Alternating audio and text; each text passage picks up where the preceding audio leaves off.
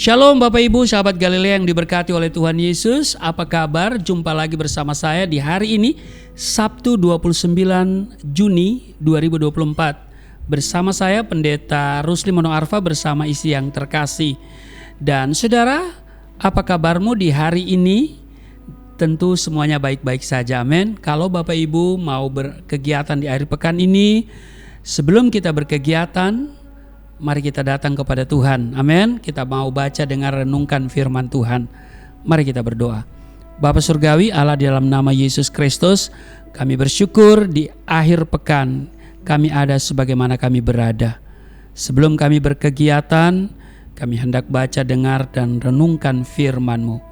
Kiranya Engkau mengurapi dan membuka hati pikiran kami semua, supaya apa yang kami baca, kami dengar, tidak untuk kami lupakan, tapi itu termaterai menjadi rema dalam hidup kami. Kami lakukan dalam kehidupan keseharian kami, sehingga kami bukan saja menjadi pendengar yang setia, tapi kami menjadi pelaku firman yang setia. Urapi juga hamba-Mu yang tidak ada apa-apanya, di dalam nama Yesus Kristus kami berdoa dan mengucap syukur. Amin. Bapak Ibu, kita akan baca Kolose pasal 1 ayat 15 sampai dengan 23. Istri saya akan membacakan bagi kita semua. Kolose pasal 1 ayat 15 sampai 23. Ia adalah gambar Allah yang tidak kelihatan, yang sulung, lebih utama dari segala yang diciptakan.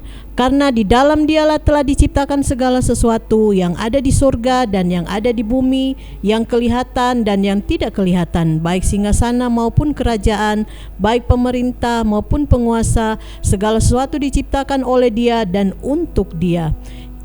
Ia ada terlebih dahulu dari segala sesuatu, dan segala sesuatu ada di dalam Dia. Ialah kepala tubuh, yaitu jemaat. Ialah yang sulung, yang pertama bangkit dari antara orang mati, sehingga Ia yang lebih utama dalam segala sesuatu. Karena seluruh kepenuhan Allah berkenan diam di dalam Dia, dan oleh Dialah Ia memperdamaikan segala sesuatu dengan dirinya, baik yang ada di bumi maupun yang ada di surga.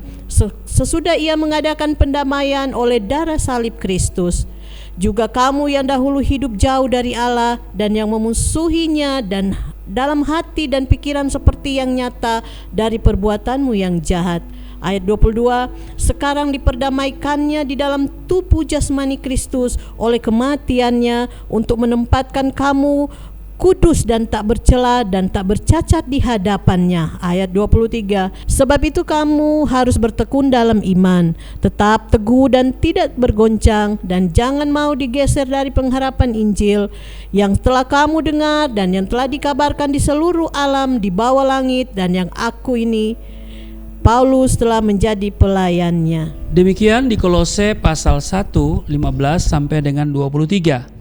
Bapak Ibu, di ayat 20, dan oleh Dialah yang memperdamaikan segala sesuatu dengan dirinya, baik yang ada di bumi maupun yang ada di surga, sesudah Ia mengadakan pendamaian oleh darah salib Kristus. Bapak Ibu, sahabat Galilea yang diberkati oleh Tuhan Yesus, Rasul Paulus menegaskan bahwa kurban kematian Kristus bertujuan untuk memperdamaikan manusia dengan Bapa di surga. Sebab sebelumnya hubungan antara Bapa dengan manusia telah rusak oleh karena ketidaktaatan manusia sendiri. Dosa telah memisahkan manusia dari Bapa.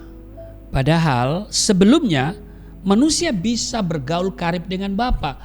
Tetapi begitu manusia jatuh ke dalam dosa, mereka pun terusir dari Taman Eden.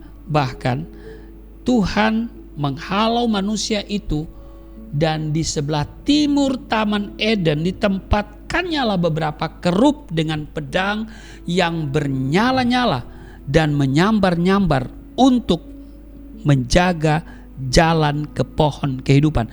Itu saudara bisa baca di dalam Kejadian pasal 3 ayat 24. Sekarang adalah seberapa pun besar usaha manusia melakukan kebaikan, tidak akan sanggup membayar dosanya, tidak akan sanggup menghentikan pedang yang bernyala-nyala itu. Apa itu pedang yang bernyala-nyala? Itulah murka Allah, atau yang biasa kita dengar istilah tetangga, azab. Namun karena kasih Bapa yang begitu besar, kasih Allah yang begitu besar kepada manusia, Ia rela memberikan putra tunggalnya, Yesus Kristus, sebagai jalan pendamaian. Karena begitu besar kasih Allah akan dunia ini, sehingga Ia mengaruniakan anaknya yang tunggal, supaya barang siapa yang percaya tidak binasa, melainkan beroleh hidup yang kekal. Inilah isi hati Bapa, hati yang berlimpah kasih dan pengampunan.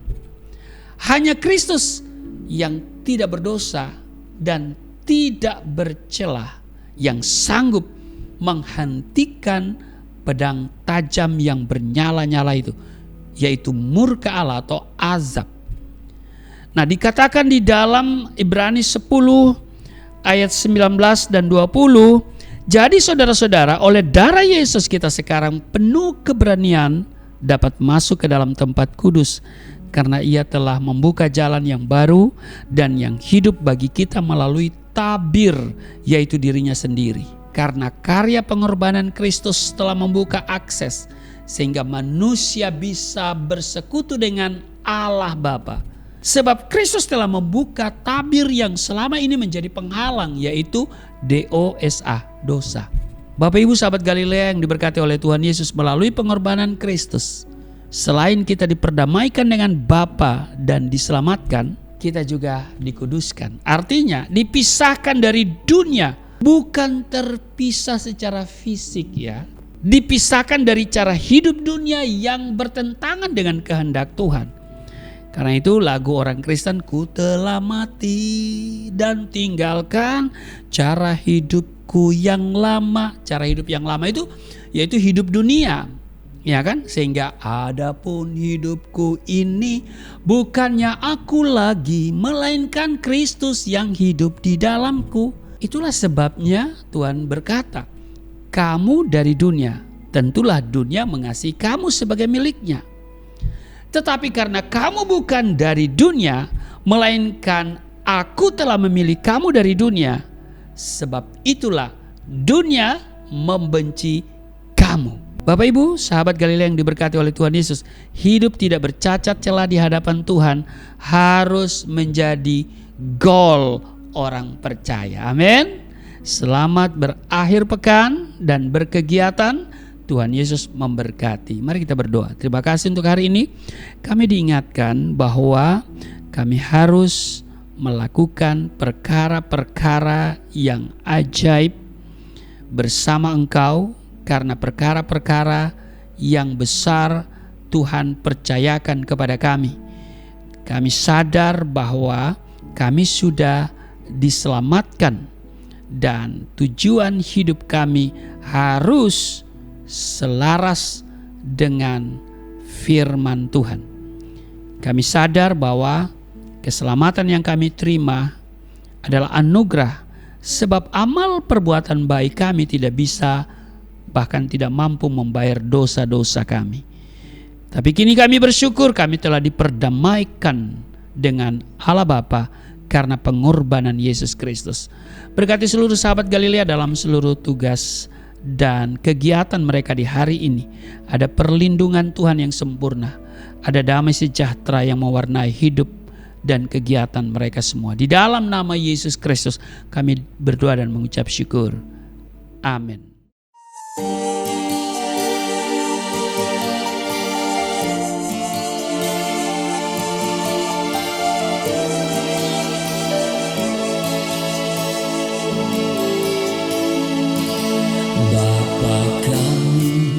Yang di surga,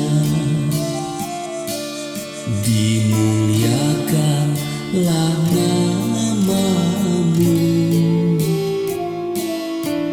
Datanglah kerajaan, jadilah kehendak-Mu di bumi seperti di surga.